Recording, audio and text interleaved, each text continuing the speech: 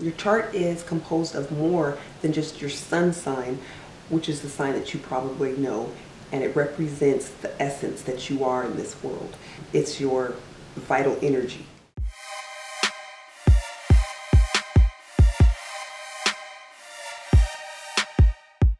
Hello everyone, and welcome back to Just K, where we talk about everything that is health. Right now we are talking spiritual health and numbers. To all of my subscribers, thank you for joining me again. I love you. If you're new here, consider clicking that subscribe button and the notification bell so you can keep in touch with all the things we're doing on this channel.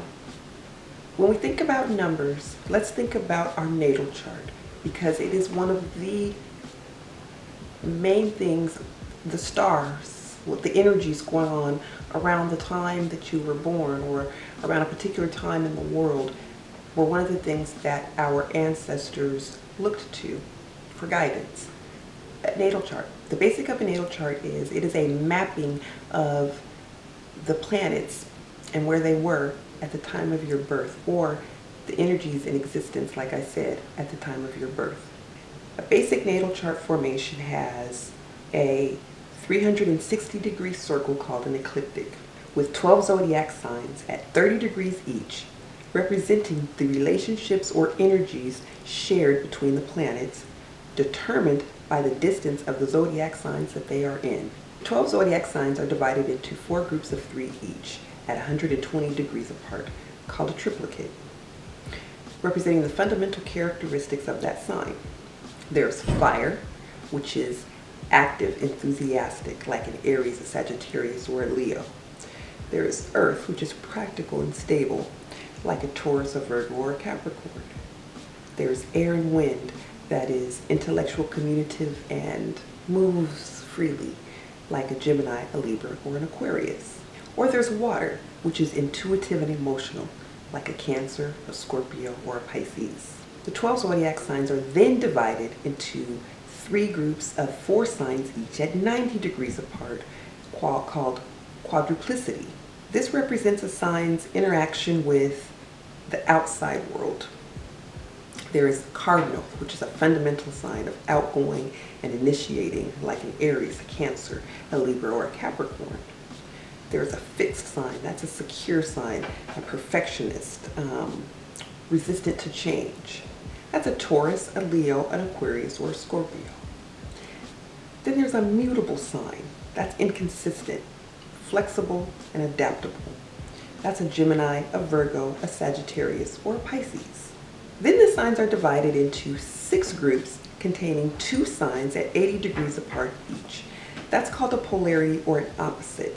It's the characteristics are expressed oppositely in these signs. An example would be Aries, which is a self sign, versus a Libra, which is a partnership sign, or Cancer, which is like a home life sign, versus Capricorn, which is all about the public life.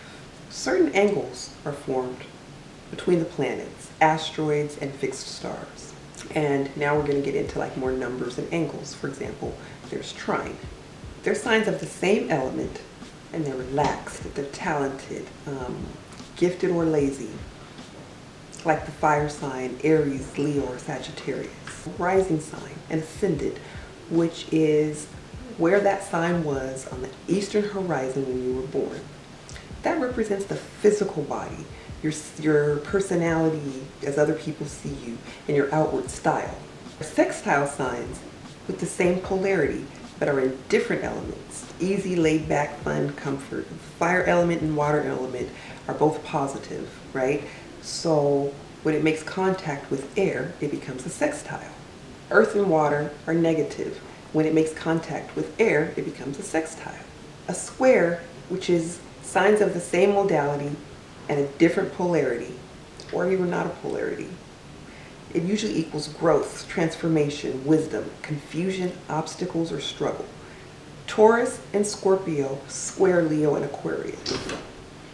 Gemini and Sagittarius square Virgo and Pisces. So now let's look at opposition. Signs with the same modality and polarity. It's energizing, excitement, or it could be conflict. Aries and Libra, Cancer and Capricorn. And then there's a conjunction. That's the same sign, Same modality and same polarity. Oneness, closeness, the same. There are certain times when signs that usually play well together kind of clash. Like a conjunction at 0 degrees can be either harmonious or disharmonious. A square at 90 degrees can be either harmonious or disharmonious. But there's also your descendant sign. That's under the horizon, exactly opposite the midheaven, which we'll talk about in a minute. And it represents relationships, partners, and inner emotions. Midheaven equals middle sky. That represents lifetime awards and achievements. Imam Coeli, bottom of the sky, exactly opposite the midheaven. It's your roots and the least consciousness part of yourself, foundations, beginnings, parental inheritance, and things of that nature. But there's even more to that. There's even more than that to astrology. Because where you sit as far as degrees go within your sign says also a lot about where you've been, where you are, where you're going, and all of the possibilities around it. So in our next video, that's what we're going to look at. We're going to look at degrees. As I said in our last video, math is who we are. It's the foundation. It's ourselves. It's the nature around us. It's the technology that we've gained over the centuries. But it's not new. It's something that our ancestors had way back when. And it can give you a lot of information about who you are, who you're trying to be, and how to get there. So that's all for now, guys. I hope you enjoyed this video. Remember to like, subscribe, and click on that notification bell. And until next time, I'll see you later.